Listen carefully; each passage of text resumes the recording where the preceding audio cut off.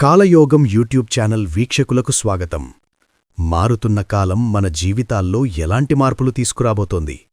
ముఖ్యంగా సింహరాశివారికి 2026 మార్చ్ 19 నుండి ప్రారంభమయ్యే శ్రీ పరాభవ నామ సంవత్సరం ఒక అగ్నిపరీక్ష లేక అద్భుతమైన మలుప. మిత్రులారా, ఈ వీడియో కేవలం రాశిఫలాలు చెప్పడం మాత్రమే కాదు, మీ జీవితాన్ని రీడిజైన్ చేసుకునే ఒక దిక్సూచి. ఈ నివేదికలో ఫలదీపిక, సారావళి వంటి ప్రాచీన గ్రంథాల సారాంశంతో పాటు మీరు ఇప్పటివరకు ఎక్కడా వినని అష్టమశని రహస్యాలు మరియు ఉచ్చగురువు ఇచ్చే రక్షణ కవచం గురించి లోతుగా వివరించబోతున్నాను. పూర్తి వివరాలు తెలుసుకునే ముందు కింద కామెంట్ బాక్స్లో మీ ఇష్టదైవం పేరును టైప్ చేయండి. ఈ వీడియోని లైక్ చేసి తప్పకుండా హైప్ కూడా ఇవ్వండి. మీరు చేసే ఈ చిన్న పని మాకెంతో ప్రోత్సాహాన్నిస్తుంది.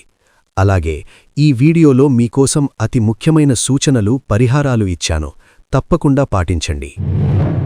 ముందుగా ఈ సంవత్సర పంచాంగాన్ని పరిశీలిస్తే సింహరాశివారికి ఆదాయం 5 అయితే వ్యయం కూడా 5గానే ఉంది.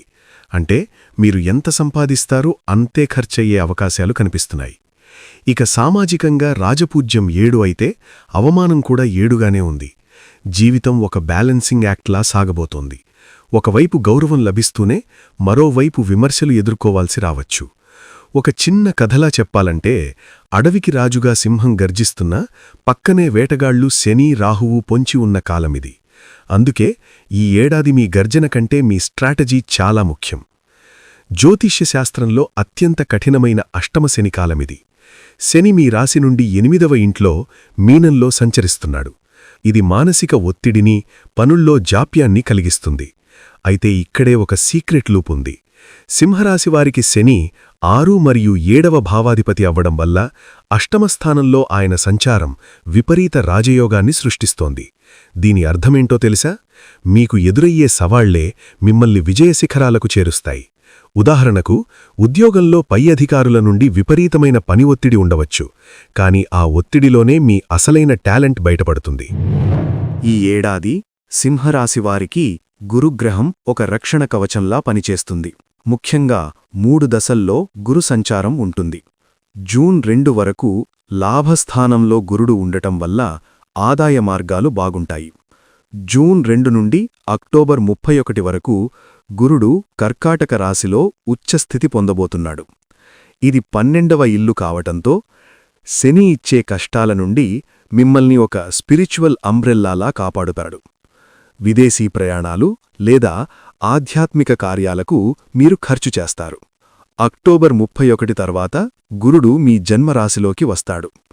అప్పటి నుండి మీలో కొత్త ఆత్మవిశ్వాసం, తేజస్సు మొదలవుతాయి. ఆరోగ్యం విషయంలో అత్యంత అప్రమత్తంగా ఉండాలి. శని జలరాశిలో ఉండటం వల్ల కాళ్లవాపులు, నరాల బలహీనత, వెరికోస్ వీన్స్ వంటి సమస్యలు తలెత్తవచ్చు. కేతువు మీ జన్మరాశిలో ఉండటం వల్ల మీకు తెలియని ఒంటరితనం లేదా డిప్రెషన్ ఛాయలు రావచ్చు. ముఖ్యంగా సెప్టెంబర్ 18 నుండి నవంబర్ 12 మధ్యకాలంలో కుజుడు నీచస్థితిలో ఉంటాడు. ఈ సమయంలో అగ్ని, విద్యుత్ మరియు వాహనాల విషయంలో చాలా జాగ్రత్తగా ఉండాలి. బీపీ ఉన్నవారు రెగ్యులర్ చెకప్స్ చేయించుకోవడం ఉత్తమం.